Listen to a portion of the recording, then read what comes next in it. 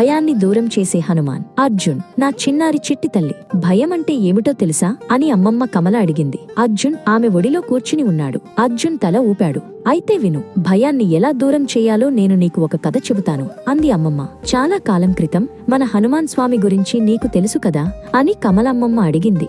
అవును, నాకు తెలుసు. ఆయన చాలా బలంగా ఉంటాడు కదా అన్నాడు అర్జున్ ఉత్సాహంగా. అవును, చాలా బలం. కాని ఆయన బలం కేవలం శరీరం వరకే కాదు, మనసులో కూడా. ఆయనకు ఎప్పుడూ భయం ఉండదు, ఎందుకంటే ఆయనకు రాముడిపై అచంచలమైన భక్తి అని కమల అమ్మమ్మ వివరించింది. ఒకసారి ఒక చిన్నారి అడవిలో దారి తప్పిపోయింది. చీకటి పడుతోంది. ఆ చిన్నారికి చాలా భయం వేసింది అని కమల అమ్మమ్మ కథ మొదలుపెట్టింది. ఆ చిన్నారికి ఏం చేయాలో తెలియలేదు. అప్పుడు ఆ చిన్నారికి తన అమ్మ చెప్పిన మాటలు గుర్తుకు వచ్చాయి.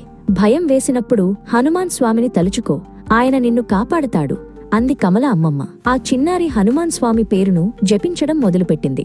జై శ్రీరామ్, జై హనుమాన్ అని పదే పదే అనుకుంది. ఆశ్చర్యకరంగా ఆమె భయం మెల్లగా తగ్గిపోవడం మొదలైంది అని కమల అమ్మమ్మ చెప్పింది. కొద్దిసేపటికి ఒక పెద్దాయన అటుగా వెళ్తూ ఆ చిన్నారిని చూశాడు. ఆయన ఆ చిన్నారిని సురక్షితంగా ఇంటికి చేర్చాడు. ఆ చిన్నారికి అర్థమైంది, హనుమాన్ స్వామి తన భయాన్ని దూరం చేశాడని అని కమల అమ్మమ్మ ముగించింది. అంటే మనం భయపడినప్పుడు హనుమాన్ స్వామిని తలుచుకుంటే భయం పోతుందా అమ్మమ్మ అని అడిగాడు అర్జున్ కళ్ళు పెద్దవి చేసుకుని. అవును నాన్న, హనుమాన్ స్వామి ధైర్యానికి భక్తికి ప్రతీక. ఆయనను తలుచుకుంటే మనకు ధైర్యం వస్తుంది, మనసులో ఉన్న భయం పారిపోతుంది అని కమల అమ్మమ్మ నవ్వుతూ చెప్పింది. కాబట్టి నీకెప్పుడైనా భయం అనిపిస్తే హనుమాన్ స్వామిని గుర్తు తెచ్చుకో, ఆయన ఎప్పుడూ మనతోనే ఉంటాడు, మనకు ధైర్యాన్నిస్తాడు అని కమల అమ్మమ్మ అర్జున్ను దగ్గరకు తీసుకుంది.